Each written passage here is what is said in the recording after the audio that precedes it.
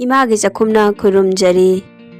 Hi friend, ngasisu puduna lakjare Jeera rice amadi restaurant style mushroom Thongba. Adomsu aigi niyom sida amutang try tawbiyu. Hanjin chaningadabani khupiga loina chikhaigadawribani. Follow tawbiyu, subscribe tawbiyu, share, comment, like adom chaningagadabani. Ado mushroom je masigi variety sini ko apikpa matum tabatuni. Ado adongi manakta araiba ma adum aigi niyom sida adum thongbiyu. Adum chap managani ko variety ama heta oirabaso ado aina huji maroi mapang thangnabado semaga thamjare. Tilau asoiba moro kangba moro tekpa khara singa chana masuba tejaba khamela sinba khara ko khamela sinba je soidana thakbiyo. Aina huji khang je sahalaba matung refined oil ni aina hapjari baje ko enjang dugi yambadagi changdui matung ina hapiu ko thau je phajana mulhanbiro aduga jeera khara tejbat khara moro atekpa ani ahum ama akangba mari manga ama adigo maru khara hapiyo aduga tilau je laijare ko tilau je mayai orapna chawko ani ni aina thakjari bese tilau je khara yamlapna dum hapiyo ado masi nga hakang ngau ji ko tilau je light brown oil bawa nga tang ngau se tilau mundraga de enjang hawroi ba ko tilau je nga ngauraba matungda singa chanam ga hapchinjare ko singa chanam ga jina kitang tablapna hapiyu ko tilau ga chamanana hapiganu singa chanam ga jidi yam farsoina mulleba ko aduna kasan gini ka tablamna hapiyu masida mo aina hauji awa phadigom ko uchek maro jo haira khangnai masi khara hapchinjare masi hapiyu koi manipur da marang kaina phangidana ko aduga haga mungau gisi ko masing ha ngauraba matungda aina garam masala amadi chicken masala ni ko aina hapjari base chicken masala hapasina ko flavor do chicken thongbagi tumaina lai aduga manam se amnusi khamela chinba khara hapchinjare thum kitang hapiyu khamela chinba je hapa matamda thum hapasina khamela chinba je am thuna mondha ba ko mulhan ba heli ngatang mix tokselaga aina amo makhum je khummaga minute ama muktang thamji khamela sinbaje phajana mulan bigada bani ngawba matamda minute ama mu ngawraba matungda ayangna makhum asi hangtoksare yengbiyu hojikse khamela sinbaje yam phajana mondhare ko thum thakpaduna ni mase adom ju soidana thum thakpiyu khamela sinbana hana thawngawba matamda ko maduna munba henbani ado masing haktanga ina ngawkhini ko ado adomna kaigumba nga thaaga thongbiba taragadi nga dusu yam phajana munna ngawbiyu ko maroi mapangse munna ngawragadi enjang hawbagi chang yamna heli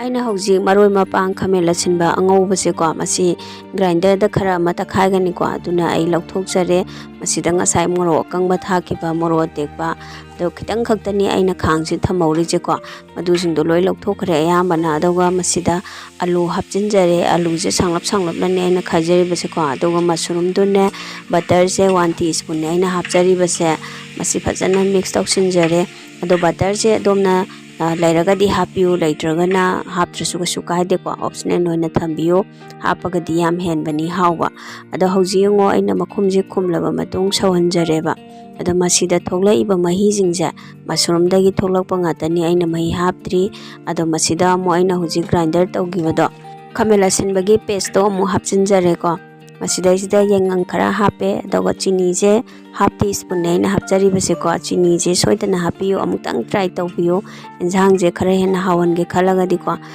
chini kitang hapaga yam hawne mase aigi niom je amutang soidana try tawbiyo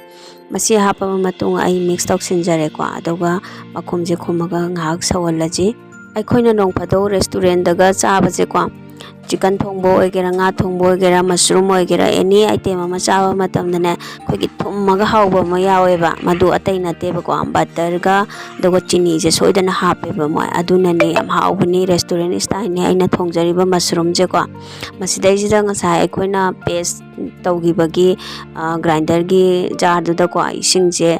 tingthokpoina khara hapjari adoga ne mahi do hapchinjare ko adom su hapiyo mahi je adom no hening basa adoga masina amo kasturi methi ni ko aigogi methi mana do adu kanghalakanda sembani masi je lairagadi hapiyo laitragana kasukai de haptraga ju ko phadigom di soidana thakadaba lairedana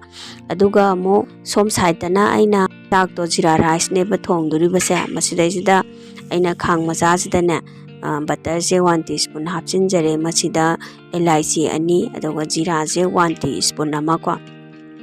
ꯃꯁꯤꯁꯦ ꯃꯩꯁꯦ ꯂꯩꯊꯔꯒ ꯇꯧꯕꯤꯔꯨꯀꯣ ꯄꯣꯛꯀꯅꯤ ꯑꯗꯨ ꯅꯠꯇ꯭ꯔꯒꯗꯤ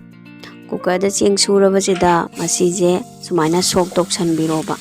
ꯁꯣꯛ ꯇꯧꯔꯕ ꯃꯇꯨꯡꯁꯤꯗꯅꯦ mix ꯇꯧꯁꯟꯕꯤꯔꯣ ꯁꯨꯃꯥꯏꯅ ꯑꯗꯨꯒ ꯃꯁꯤꯗꯅꯦ ꯑꯩꯈꯣꯏꯒꯤ ꯊꯨꯝꯁꯦ ꯌꯥꯝꯗꯕꯤꯗ ꯈꯤꯇꯪ ꯍꯥꯞꯄꯤꯌꯨꯀꯣ ꯑꯩ ꯍꯥꯞꯆꯤꯟꯖꯔꯦ ꯊꯨꯝꯁꯦ ꯈꯤꯇꯪ ꯍꯥꯞꯄꯤꯌꯨ ꯑꯗꯨꯒꯤ ꯃꯍꯥꯎꯗꯣ ꯑꯃꯨꯛꯇꯪ ꯌꯦꯡꯕꯤꯌꯨ ꯆꯥꯛꯇꯣ ꯀꯌꯥꯝ ꯍꯥꯎꯒꯦ ꯍꯥꯏꯕꯗꯣꯀꯣ ꯑꯩꯈꯣꯏꯅꯒ ꯅꯣꯡ ꯐꯥꯗꯣꯛ ꯁꯨꯝ ꯃꯤꯒ ꯆꯥꯛ ꯀꯧꯕ ꯑꯗꯒꯤ ꯏꯁꯥꯅꯒ ꯌꯥꯝ ꯍꯥꯎꯅꯒ ꯆꯥꯅꯤꯡꯉꯛꯄ ꯃꯇꯝꯗꯀꯣ ꯃꯁꯤ ꯑꯃꯨꯛꯇꯪ ꯇꯧꯕꯤꯌꯨ ꯑꯩꯈꯣꯏꯒꯤ ꯃꯅꯤꯄꯨꯔꯒꯤ ꯆꯦꯡꯗꯨꯗ ꯑꯣꯏꯔꯕꯗꯤ ꯑꯃꯨꯛ ꯍꯦꯟꯅꯁꯨ ꯍꯥꯎꯒꯅꯤꯀꯣ ꯑꯗꯨꯝ ꯇꯣꯉꯥꯟꯕꯅꯦ ꯑꯗꯣ ꯁꯣꯝꯗꯅ ꯑꯃꯨꯛ ꯌꯦꯡꯕꯤꯔꯣ ꯑꯦꯟꯖꯥꯡꯒꯤ ꯀꯂꯔꯁꯦ ꯊꯥꯎꯁꯦ ꯇꯣꯉꯥꯟꯅ ꯊꯣꯛꯂꯛꯑꯦ ꯁꯤ ꯃꯨꯔ ꯂꯩꯔꯤꯁꯦ ꯊꯥꯎꯗꯨꯅꯦꯕꯀꯣ ꯑꯗꯣ ꯏꯟꯖꯥꯡꯁꯦ ꯐꯖꯅ ꯃꯨꯜꯂꯕꯅꯦ ꯊꯥꯎ ꯇꯣꯉꯥꯟꯅ ꯁꯨꯃꯥꯏꯅ ꯑꯣꯏꯔꯛꯂꯤꯕꯁꯦꯀꯣ ꯁꯨꯃꯥꯏꯅ ꯃꯤꯛꯁ ꯇꯧꯁꯟꯕꯤꯔꯣ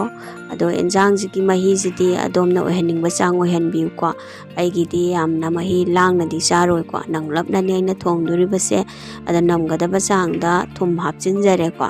ꯑꯗꯨ ꯌꯦꯡꯕꯤꯔꯣ ꯃꯌꯥꯝ ꯑꯩꯒꯤꯁꯦꯀꯣ ꯁꯤ ꯐꯤꯕꯝꯁꯦ ꯑꯣꯏꯔꯦ ꯃꯆꯨ ꯐꯖꯔꯦ ꯀꯂꯔ ꯐꯖꯔꯦ ꯃꯍꯥꯎꯁꯨ ꯌꯥꯝꯅ ꯍꯥꯎꯔꯦ ꯃꯁꯤꯁꯦꯀꯣ ꯈꯨꯍꯥꯎ ꯑꯃꯗ ꯍꯥꯎꯔꯕꯅꯤ